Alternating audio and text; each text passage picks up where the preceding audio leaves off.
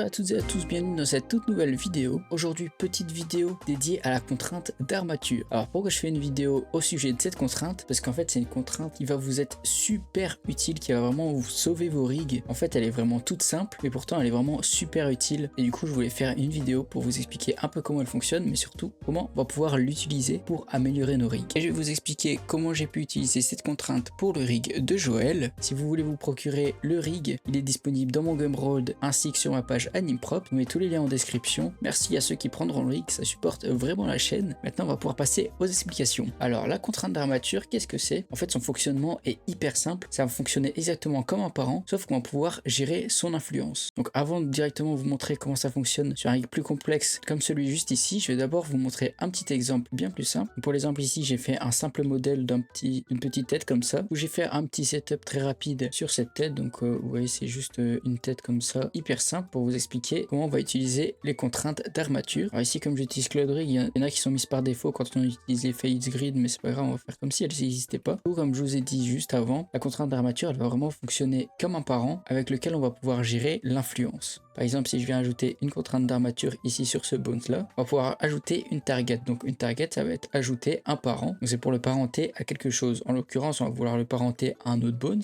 Donc pour ce faire, il va falloir sélectionner notre rig et ensuite on va pouvoir sélectionner le bones auquel on veut le parenter. Donc imaginons je le parente du coup à celui-ci, c'est-à-dire qu'il est parenté à 100%. Donc vous voyez, ça fonctionne exactement comme un parent. Si je rotate, si je scale et si je bouge, le bones hérite de toutes les transformations du bones auquel il est parent. La différence avec un parent traditionnel ici, c'est qu'on va voir la valeur du weight. Alors vous allez voir, si je la bouge par défaut, ça change rien, parce que tant qu'il n'y a qu'un seul bones dans cette liste, bah, toute l'influence va être transférée directement sur le bones en question. Et c'est là que la contrainte va révéler toute son utilité, c'est qu'on va pouvoir parenter notre bones à plusieurs bones. Donc là en théorie il est parenté à celui-ci et à celui-ci, et on va voir tout de suite la différence en testant. C'est quand on va bouger le parent de base, on voit qu'il suit plus totalement la transformation, parce qu'en fait on va voir ça comme une jauge à 100%, et du coup l'influence elle va être divisée entre les deux parents. Chacun aura 50% de l'influence sur ce contrôleur. Et c'est ici que la valeur du weight va entrer en jeu. Là, le weight est à 100 sur les deux parents. Il fait que la contrainte va partager équitablement l'influence entre les deux parents. Mais nous, on va pouvoir gérer cette valeur si on veut que le bone soit influencé plus par l'un que par l'autre. Par exemple, ici, si je veux que mon bone soit influencé légèrement par lui et beaucoup plus par lui, bah, c'est tout à fait possible. C'est ce qu'on vient de faire. Vous voyez, quasiment parent à 100%. Donc, en l'occurrence, à 80%, il est parent de celui-là et à 20% de celui-ci. Petit truc important à noter quand on utilise cette contrainte, c'est qu'il va falloir faire attention à ce que notre bone sur lequel on utilise la contrainte d'armature ne soit pas déjà parenté à un autre bone. Là en l'occurrence c'est le cas, il est parenté à la tête, et du coup si je bouge la tête on voit qu'il a une double influence, parce qu'il va suivre la transformation de la tête plus la transformation liée à la contrainte. Donc quand on va utiliser cette contrainte, il va toujours falloir venir en edit mode, faire un alt P pour clear le parent de notre bone. Donc voilà pour le fonctionnement de la contrainte d'armature. Maintenant comment on va pouvoir l'utiliser, à quoi elle va nous servir? En fait elle va nous servir, vous l'aurez peut-être déjà compris, à faire en sorte que nos bones réagissent entre eux. Donc, je vais tout de suite vous montrer avec un exemple. Donc pour ce faire, je vais activer la symétrie. Ça, on va pouvoir la différence. Du côté, on utilise la contrainte d'armature et du côté, on l'utilise pas. Imaginons, on veut faire sourire notre personnage. Donc, on va utiliser les coins de la bouche. Ben, on va voir tout de suite que on est très vite limité, parce que pour faire une belle pose, il faut essayer de jouer avec nos bones, avec chaque contrôleur, et venir ici corriger la pose pour essayer d'avoir un truc propre, mais c'est très vite assez moche et surtout ça complique énormément la vie. Tandis que si on vient utiliser une contrainte d'armature assez intelligemment, on va pouvoir faire en sorte que ce bones là soit du coup influencé par le coin de la bouche, ce qui est déjà bien mieux. Vous voyez la différence entre ici et ce côté là. Et ce qu'on va pouvoir faire, c'est appliquer du coup cette contrainte sur tous nos petits bones ici. Donc en rajoutant une contrainte, donc là j'ajoute la target, je vais aller chercher le coin de ma bouche, et là je veux que l'influence elle soit pas à 100%, mais pour ça il faut rajouter une deuxième target pour que la contrainte puisse partager l'influence entre les deux targets. Donc là ce qu'on va pouvoir faire, c'est ajouter par exemple, mettre le head, comme ça par défaut lui de toute façon il est parenté à la tête, donc ça change rien. Je veux juste qu'en plus d'être parenté à la tête, il soit légèrement influencé par le bones du coin de la bouche. Donc je vais pouvoir ici venir contrebalancer, faire qu'il soit légèrement influencé par le coin de la bouche, et le reste de l'influence on va la transférer sur la tête. Comme ça je pense que ce sera mieux. Ça me semble pas mal. Vous voyez que déjà on a une déformation qui est bien plus organique, et vous pouvez venir même tester en direct pour voir ce qui vous convient le mieux. On voit tout de suite la différence entre ce côté là et ce côté là. En un seul contrôleur on a déjà une déformation bien plus plus organique et bien plus propre. Ensuite, ce que je peux faire, c'est copier cette contrainte sur le bones du bas. Ça, on voit que tout suit, c'est magnifique. Et on peut aller un petit peu plus loin en ajoutant des contraintes d'armature sur des bones qui sont déjà influencés par d'autres contraintes d'armature. Je vous montre avec ce petit contrôleur. Ce qu'on va pouvoir faire, c'est déjà lui enlever son parent et je vais lui ajouter une contrainte d'armature pour qu'il soit influencé par celui-ci. Donc je viens de sélectionner et je viens sélectionner aussi la tête. Comme ça, on va bien pouvoir répartir les influences. Et je vais lui mettre par exemple ici 20% d'influence. Ce qui va faire que quand je bouge celui-là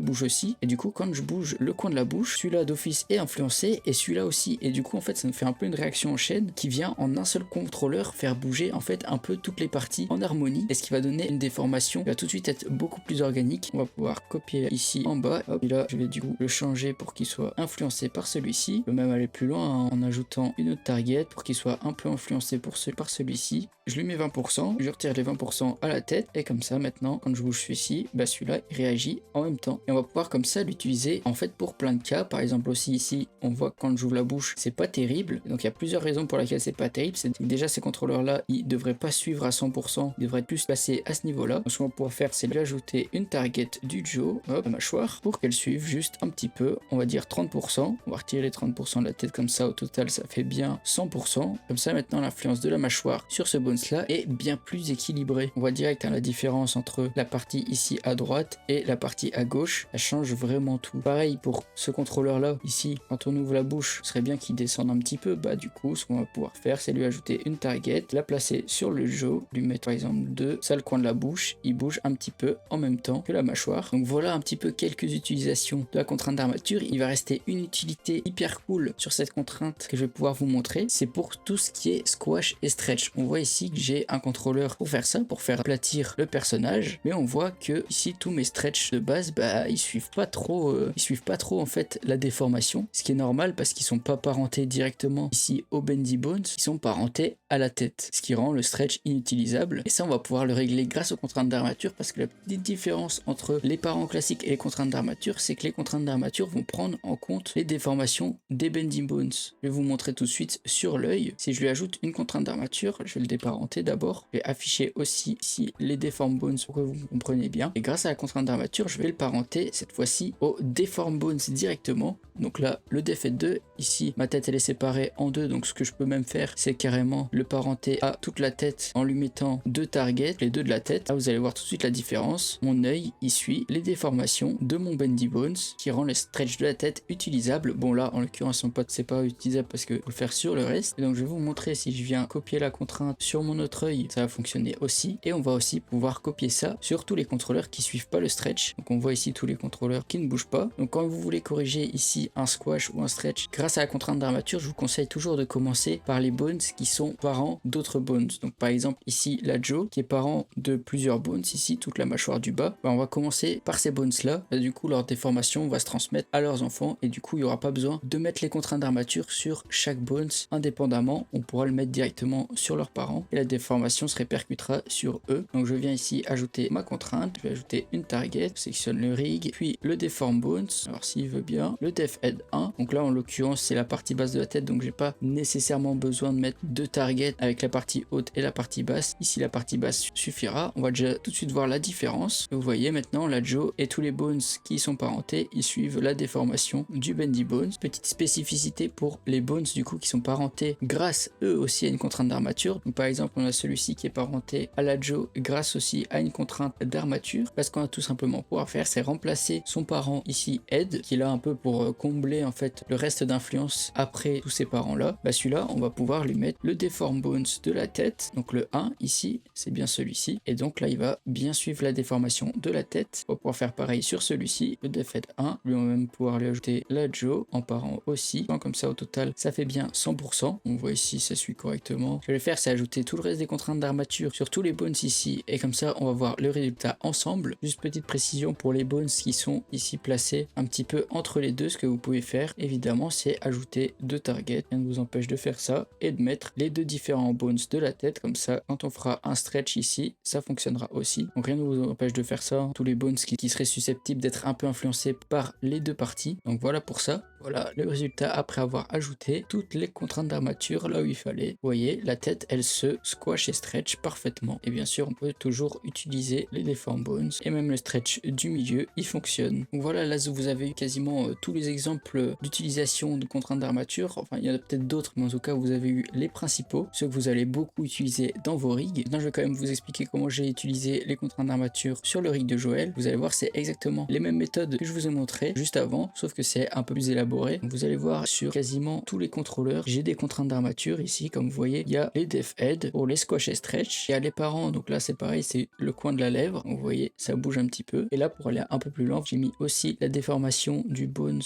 ici, qui se trouve juste ici, donc c'est un deform bones, c'est pour ça qu'il n'était pas affiché. Donc vous voyez, ça c'est pour ajouter un petit peu de détails en plus pour que quand je bouge ici la lèvre, bah, celui-là il soit un petit peu influencé par le bones qui se trouve juste ici. Et tous ces petits détails, en fait, au fur et à mesure, ça vient ajouter pas mal de réalisme aux déformations de votre personnage et ça rend le tout vraiment bien plus organique. Et vous verrez en fait que j'en ai vraiment sur tous les contrôleurs. Pareil ici, j'ai des contraintes d'armature pour que quand je bouge celui-là, bah celui-là il bouge un petit peu. Quand je bouge celui-ci, celui-là il bouge aussi un petit peu. Pareil quand je bouge celui-ci. En fait, quand on vient pousser la technique un peu plus loin, bah, au final, tous les bones s'influencent entre eux. Regardez, vous voyez ici, quand je bouge celui-là, vous avez celui-ci qui bouge, celui-ci, celui-là, lui également. Et en fait, c'est cette attention du détail qui va vraiment améliorer vos rigs à fond. Donc voilà, à chaque fois, c'est le même principe pour toutes les parties. Ici, quand je bouge le nez, il y a celui-là qui bouge, celui-là aussi, celui-là aussi. Il y a une dernière utilité aussi, un peu plus complexe, on va dire, à cette contrainte. C'est ici que j'ai utilisé pour les yeux. Si vous voyez que quand j'utilise le contrôleur de la paupière du haut et que je le tourne, bah, j'ai toute ma paupière qui suit. Et ça, en fait, c'est aussi grâce aux contraintes d'armature. Vous pouvez voir ici, on voit que dans les influences, c'est la eyelid up control. Donc c'est celui-ci. Et en fait, tous mes contrôleurs ici de la paupière, ils sont tous influencés par le contrôleur de la paupière du haut, mais avec une influence en fait qui est dégressive. Donc en gros, les contrôleurs ici du milieu, ils sont influencés à 100% par celui-ci. Dès qu'on s'éloigne du milieu, perd un peu d'influence. Celui-là, il en perd encore plus. Et celui-là, il n'y en a quasiment pas. Et c'est ça qui me permet en fait de faire des déformations et de pouvoir faire des rotations avec mes paupières. Et toute cette partie-là, je l'explique aussi dans ma vidéo sur comment riguer un œil. Donc où je rigue en fait l'œil de Joël. Il me semble que j'explique du coup l'étape où on setup toutes les contraintes d'armature pour que